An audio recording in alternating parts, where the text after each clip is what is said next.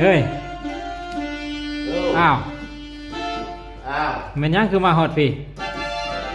โอ้สบายดีลมพัดนี่พยายามมันเอก900เด้อไปเด้อ อ๋ออ้ายมายาม มาจากพลาไซเด้อ มาแต่ไสเดี๋ยวนี้คือมาฮอดพี่ ผู้สร้างแห่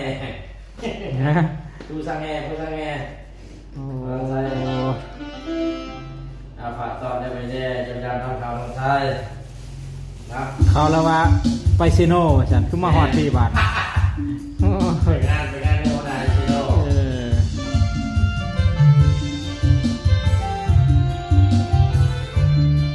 มาเด้อสุดินทร์มาเด้อจันตน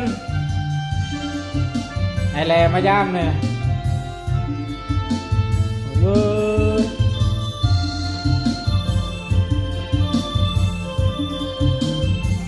มือคีย์บอร์ดอันดับ1เมืองพลังไส้มืออื่นมีงานเพิ่นว่าเงินตอนหับเพิ่นนี่มีปิงแว่2ชุดมาเด้อบ่ฮู้ว่าเพิ่นสิมาคันฮู้ว่าเพิ่นฮู้ก่อนนะห้วยสิซื้อหลายกว่านี้อยู่ เออกินข้าวเด้อมื้อนี้เด้อปิ้งแบ่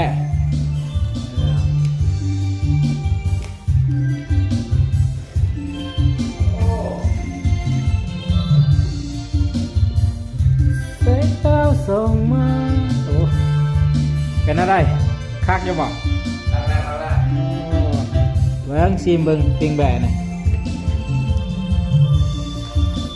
คักอยู่เนาะจะบ่ได้ให้ยืมนะ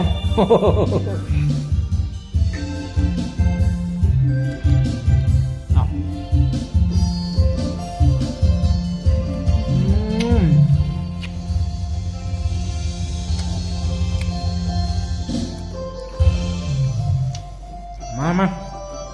เป็นงานแล้วเพ่ สบายดีนะ อืม มาอาหารดีเป็นยังอันนี้ ปิ้งแบะ ปิ้งแบ่ในพี่น้องเอ้ยมาได้ อืม ถูกวิตามินสูงที่สุดเนี่ย ระวังตังส่ง ลองด้วยเนาะ มือนี้มือโชว์มือไส้ได้มือนี้น้องชายอยู่บ้านก็ได้ลูกชายหรอ เนี่ย เป็นดินแดงมือนี้เขาให้ทางคำสมัยเจ้าของหันหนวดได้ลูกสาวเลยเมาเนาะ จังหวะจากที่ได้ลูกชายหรือลูกสาวทางมาห้องก็มีแต่กี่ตม จากกันมันสิลมกี่จมมาจาก การสุดิน เนี่ยมาเด้อสุดินจันต้น เด้อไอ้แรงพยายามเราคำมือนี่ลงทางมอดสวรรค์มือนี่ เนี่ย ปรารถนามาฮอดเตเชโน่ได้เหมือนแล้ววิ่งมอดสวรรค์เขตทับหลัก8อุดมวิไลหันนวลรัศมีเด้อไปเด้อ